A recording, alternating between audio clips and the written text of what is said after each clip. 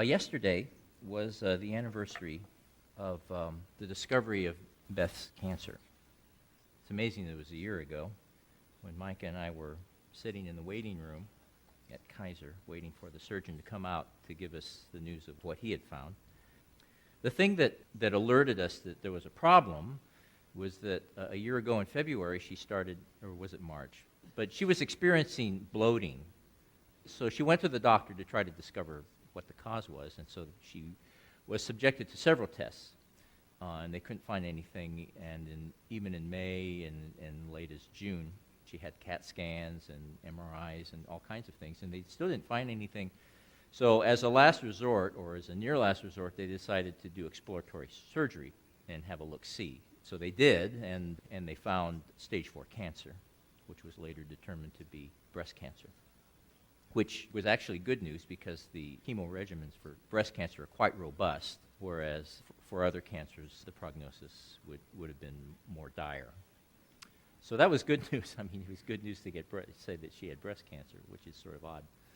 But that was the case. And so she's symptom-free, basically, except for the ascites. The ascites, she still needs to be tapped where they insert a large needle in her and they extract this fluid. That still needs to be done every several weeks. And so she's undergoing a second round of chemotherapy to try to get a handle on that. So the ascites is being caused by the activity of the cancer cells, which is causing this fluid. And we're trying to get rid of that. But I was reflecting on this the other day, and it occurred to me that if it had not been for the ascites, we would not have known that there was anything wrong. And when we did catch it, it was still stage 4, but it had not spread to her organs. Her liver was clear, her bone marrow was clear, her lungs were clear, and that's one of the reasons why she's doing so well. But if she had not had the ascites and we had not investigated it, it could have spread to those organs, and it would have been a much different story for us. But now we're trying to get rid of the ascites, which had been so helpful. The reason why I bring that up is because doubt in my life has been very similar. I've had doubt in my life ever since being a Christian for over 40 years now. And in those 40 years, I've learned a thing or two about doubt that I want to share with you. At first, doubt was such a source of pain and discomfort for me, but now I look upon it as a friend, believe it or not, because I've learned so much that I wouldn't have learned had I not had any doubt. The other thing that I've learned in the 40 years is that people are very different from me. Some of you are very similar. We're just different people, And one of the things that characterizes me is that when I learn something or somebody tells me something, it's got to fit with other things in my life. If it doesn't fit, then I've got a problem with that. I've met many people that I respect and admire quite a lot where that's not the case. If they're told something, and if it's in the Bible, and if it concords with their understanding of the Bible, they're good with that. And they'll do anything based on that. And I'm not like that. So if you're not able to really empathize with what I'm about to say, maybe you could at least understand why I am the way I am. So with that narcissistic statement, let me go on here. So the main point that I want to make today is that having doubt is essential to the discovery of truth. That's the takeaway that I want you to come away with. If you're a visitor here, I am not the regular preacher, and you will discover that very quickly. But this is a 2-part lesson, and today I'm going to talk about why doubt is important, and next week I'm going to talk about strategies for using doubt to move us closer to truth. If this first lesson does not interest you, then there's a nice Baptist church down the street for next week. They won't have better music, but they'll probably have better preaching. All right, I'm going to present a puzzler for 2 reasons. First of all, this puzzler, I put up 3 fingers when I said 2 reasons, but the puzzler serves 2 purposes. One purpose is that I'm going to use this next week as an illustration of an important point. And the second reason is going to give those of you who have absolutely no empathy with what I'm going to say something to do while I'm going through this sermon. So let me present the puzzler. The puzzler is that we have 3 figures here. One is 2 concentric circles with a line that goes through them. The second one is a square with an X that goes from diagonal to diagonal, or that goes from corner to corner with a little hat on it. And the third one is just a square with an X that goes from corner to corner. Now the rule for the puzzler, and you can do this on any piece of paper and a pencil, is that you have to follow these 3 rules. First of all, you can't lift the pen or pencil from the writing surface. Okay, you're familiar with puzzles like this, I'm sure. The other is that you can't retrace a line, and the third is that you can't cross a line. Okay, so let me give you an example. Let's say I'm asking you to do this figure. How would you do it without violating any of these rules? One way to do it anyway is to start from down here, go up, across, down, up, down, over, and then there I've done it. I've done it without violating any of these rules. I didn't have to turn off my laser pointer. I didn't retrace a line, and I didn't cross a line. So that's how you're supposed to do these other figures. And next week we'll talk about solutions that you've come up with, or I'll present some solutions to those. All right, so today I want to talk about the relationship between faith and doubt, and secondly, how doubt can bring us closer to truth. So what causes doubt? What are the causes of doubt? When you have a belief, that belief just doesn't sit there with no relationship with the rest of your life. That belief has implications for your life, which I use a puzzle piece to represent the implications for your life. And so that belief has to fit in with everything else in your life, one way or another. Okay, one of the things would be that this belief has to fit in with your other personal beliefs. Like, let's say this belief had something to do with something biblical. Well, then it has to agree with other things that you believe about the Bible. Another thing is that this belief has to have some relationship with the beliefs of other people that are important to you, usually that they agree. Or if they're your enemies, maybe it's necessary that they disagree. But anyway, there's a relationship there. The other is that this belief may have implications with what you're expected to experience. And so that belief has to fit in that. And another one is that the belief has a relationship or somehow informs your knowledge of the rest of the world that you don't directly experience. Now, I picked these four because those are the ones I thought of. But, of course, life is very complicated. And so there are other ways that your beliefs have to fit in with the way you live. And so it may be different than these. Now, when there's a good fit, you think, oh, there is no doubt about this belief because there's no reason to doubt it. I mean, it fits with everything else in your life, right? So there's no doubt. But life is messy, and usually when we have a belief, it doesn't fit quite perfectly. For example, let's say you were talking to an atheist and you said that God loves you.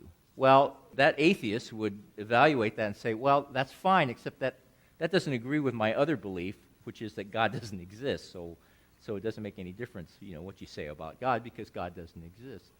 Or let's say that you grew up in this church, or let's say that you grew up in a fundamentalist church, and you were taught that the earth is 6,000 years old, okay? And then you go off to university and you become a geology major, where they teach you that the earth is 4.5 billion years old. So what had happened here was that at the church where you first learned this, there was perfect agreement. Everybody in your life who was important to you, there was agreement. But now you've gone off to someplace else where this is not true. And so this gap here represents some doubt in that belief because of that. All right, so let's say that you had the belief that when you were baptized, you received the Holy Spirit. Well, the expectation would be that when you were baptized, you would feel something. You would feel a different presence, something that you couldn't account for just through your own imagination, right? Okay, and for some of you, when you were baptized, you had that experience. I mean, I've talked to a number of people where they felt a presence, an otherness in their life. When I was baptized, I didn't feel that. None of that happened. So that represents a gap for me where I could believe in baptism, but it's not a perfect fit. There's not a perfect fit between that belief and what I experienced. And finally, let's say that you believed in an all-powerful, all-knowing, all-loving God, and you're sitting in your car going to work, and you hear about the Sandy Hook massacre. And you think, oh, how could these two things exist together? How could there be a God that does all these things, and yet that God didn't think to intervene in this horrific event? And if you thought about it, you could think of millions or hundreds of these incidents where there's a discord between the idea of an all-loving, all-powerful, all-knowing God and the incident, okay? Now, sometimes there's such a misfit between the belief and this other thing is that you say, well, I don't buy it. This belief is not true. It's not true for me anyway. So these gaps here represent the areas of doubt that we might have. So what I'm saying here is that when we doubt something, it's because there's a misalignment between what this belief is saying in our life and what we actually experience in our life, okay? And I've cataloged these into these 4 areas, but they could be different from you, and there are more. There's so many more. All right, so before I talk about the relationship of how doubt and faith interact, I want to talk about 2 things. And the first thing I want to talk about is a phenomenon that I call the persistence of belief. Now, the persistence of belief is when you believe something strongly, there's a tendency that you have. You tend to agree with things that agree with that belief. You tend to embrace things that agree with that belief. Yes? I mean, that's true.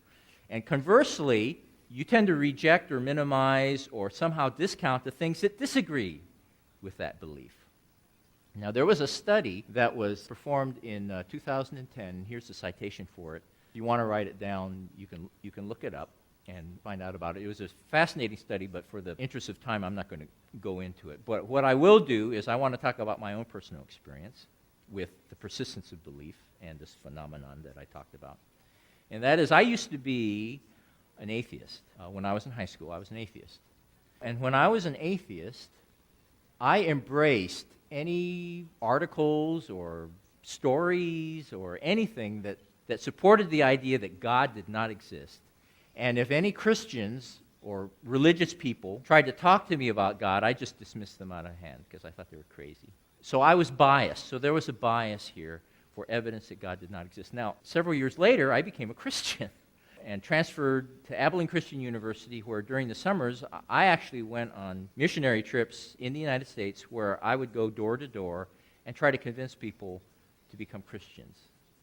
I mean, and there is no worse way to do evangelism than to go door to door. Or there is one worse way, and that's to be on a street corner with a megaphone. That's probably worse. And during that time, I met people who were atheists. I went to their door, and they said they didn't believe, and here's why. And so what I found was that now I had changed my belief to God exists. And so I embraced, I read all kinds of books and arguments that showed the existence of God, and I rejected arguments against the existence of God. So I flip-flopped. I went from here to here. So I experienced both of these things. I was on both sides of the fence, and I experienced both of them. So that's the first thing. The second thing that I want to talk about is the emphasis on faith in the church. Now, faith is the foundation for the confidence that we have in God's love and plan for our life. I mean, that's just a fact. And it is so important that when Paul talks about the triad of important Christian characteristics, faith is one of them. It's one of the medalists. It's one of the top 3. It's not the top one. He says that Paul in 1 Corinthians 13:13 says that love, in that chapter, he says love is the greatest, but faith and hope, they're up there. They're pretty important. Also, faith is the fuel that gets things done. If you were as lukewarm as me, nothing would get done in this church. You have to really believe to go out there and do the hard work of whatever it is, the good works, that help other people. In order to do that, to really inconvenience yourself, you really have to believe that it's true. And so faith is the fuel or the engine that really gets things done. And also, faith is so important that Christianity is almost always referred to as the Christian faith. Okay,